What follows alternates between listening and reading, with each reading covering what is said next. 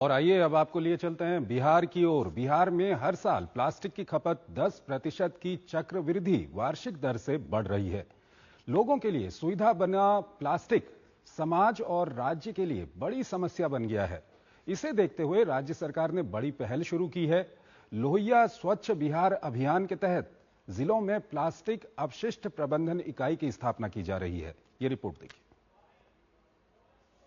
बिहार के जहानाबाद में plastic waste के जरिए सड़क निर्माण, सैकड़ों कामगारों को मिला रोजगार। स्वच्छ बिहार अभियान के तहत प्लास्टिक अपशिष्ट प्रबंधन इकाई की स्थापना, रिसाइकलिंग से बिहार सरकार को लाखों की कमाई। बिहार के लिए प्लास्टिक कचरा पिछले कुछ सालों में एक बड़ी परेशानी बन गया है। लगभग हर जिले में कचरे का पहाड़ वहां के रहने वाले लोगों के लिए एक चैलेंज बन गया है। हालांकि बिहार सरकार ने अब प्लास्टिक वेस्ट मैनेजमेंट की बड़ी कवायद शुरू की है। लोहिया स्वच्छ बिहार अभियान के तहत प्लास्टिक अपशिष्ट प्रबंधन इकाई की स्थापना की गई है। अब राज्य में प्लास्टिक वेस्ट से सड़क का निर्माण कराया जा रहा है।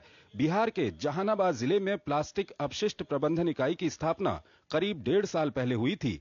ये पर्यावरण संरक्षण और स्वच्छता के प्रति एक महत्वपूर्ण कदम है। बिहार सरकार ने इसके लिए एक मंत्र दिया है, रिफ्यूज, रिड्यूस, रीयूज और रिसाइकिल। इतने कम वक्त में 51,000 किलो प्लास्टिक का प्रबंधन किया गया है।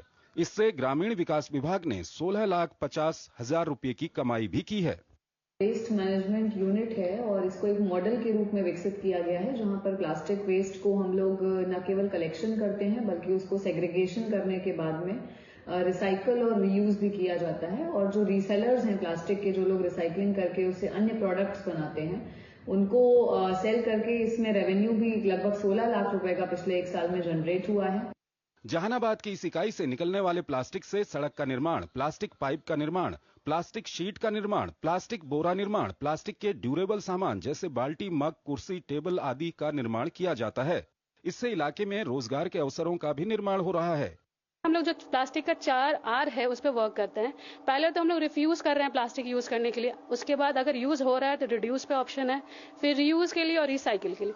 ये जो PWMU है 2R पे वर्क करता है। ये है कि आपके पास अगर प्लास्टिक आ गया है तो इसको अब हम लोग रिसाइकिल और यूज करते हैं। यहाँ पे टोटल अभी तक हम लोग ने 51,000 टन हम लोगों ने प्लास्टिक को रिसाइकिल किया है और हम लोगों ने टोटल रेवेन्यू जो जनरेट किया है वो 16 लाख की है। वेस्ट प्रबंधन इकाई में 3 स्तरों पर प्लास्टिक को अलग किया जाता है। पहले पतले प्लास्टिक जैसे पन्नी, बोरा, दूध के पैकेट आदि को मशीन में डालकर उनमें से धूल को अलग कर लिया जाता है। प्लास्टिक सिलेंडर मशीन की मदद से उसे टुकड़े टुकड़े में अलग कर लिया जाता है। इस मशीन की मदद से प्लास्टिक के छोटे बड़े बोतल को कंप्रेस किया जाता है, जिसकी वजह से प्लास्टिक 12 गुना कम जगह घेरता है।